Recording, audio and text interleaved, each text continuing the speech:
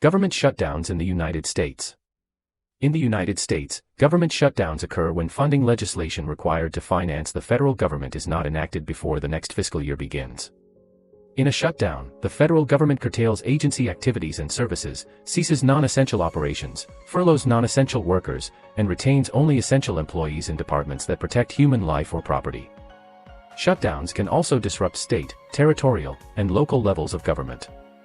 Funding gaps began to lead to shutdowns in 1980, when Attorney General Benjamin C. Valetti issued a legal opinion requiring it.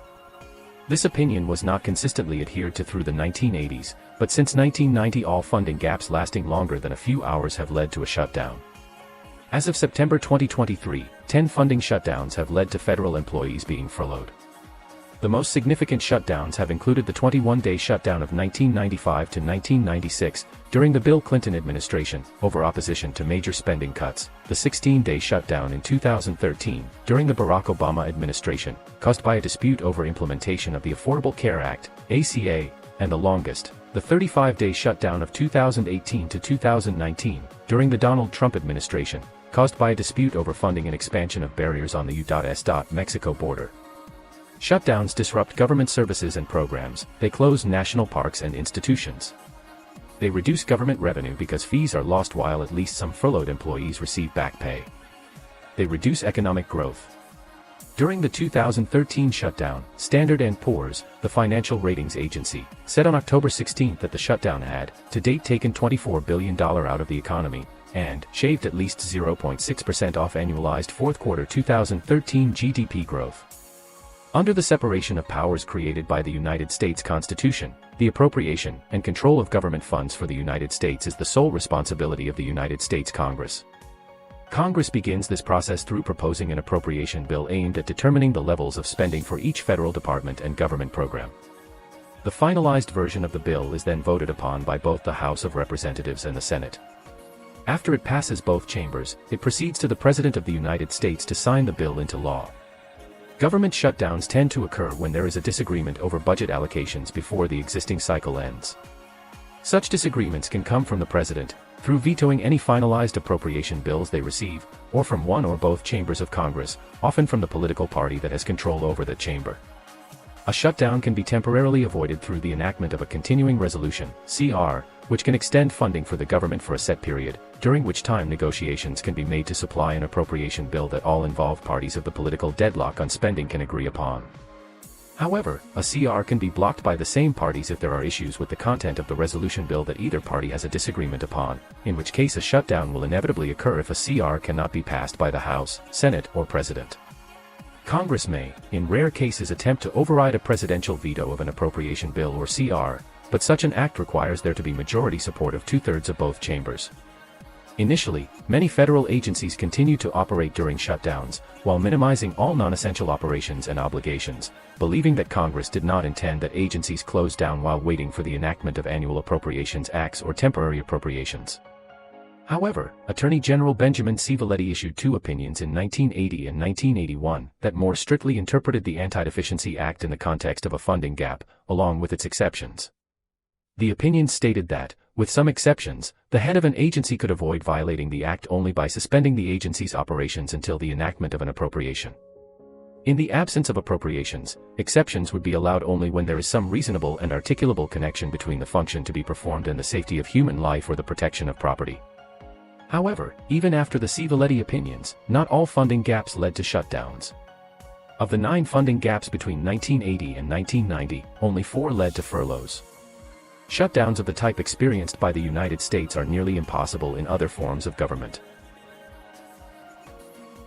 Under the parliamentary systems used in most European and Asian nations, stalemates within the government are much less likely, as the executive head of government, i.e. the Prime Minister, must be a member of the legislature majority, and must maintain the approval of the legislature to remain in power, confidence and supply. Typically a legislature is suspended if a budget fails to pass, loss of supply, and the head of government must resign. Then the head of state may either appoint another member of legislature who can garner majority support, or dissolve the legislature and conduct fresh general elections.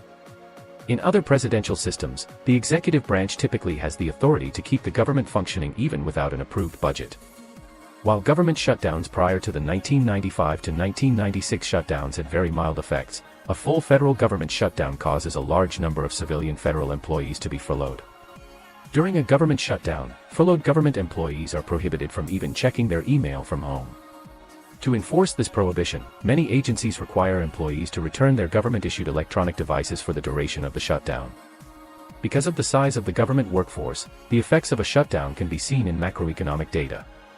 For example, with payment delayed to 1.3 million workers and 800,000 employees locked out, confidence in the job market decreased but recovered within a month of the 2013 shutdown, and GDP growth slowed 0.1 to 0.2%. Still, the loss of GDP from a shutdown is a bigger sum than it would cost to keep the government open.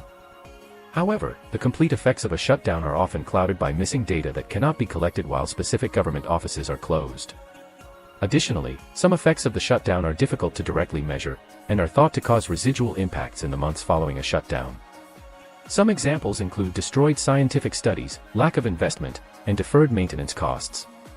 The length of the 2018 to 2019 shutdown curtailed safety and law enforcement investigations, caused air travel delays as essential workers stopped showing up, shut down some facilities for Native Americans and tourists, and delayed regulatory approvals and immigration hearings for non-detainees. The exact details of which government functions stop during a shutdown is determined by the Office of Management and Budget. What stays open? Emergency personnel continue to be employed, including the active duty, Title 10, military, federal law enforcement agents, doctors and nurses working in federal hospitals, and air traffic controllers. Members of Congress continue to be paid, because their pay cannot be altered except by direct law. Mail delivery is not affected as it is self-funded and the funds are not appropriated by Congress. Sometimes the Washington, D.C. municipal government remains open. For example, during the 2013 shutdown, the city remained open because Mayor Vincent C. Gray declared the entire municipal government to be essential. What is shut down? For the Department of Defense, at least half of the civilian workforce, and the full-time, dual-status military technicians in the U.S. National Guard and traditional guardsmen, those on Title 32 status, are furloughed and not paid while the shutdown is in effect.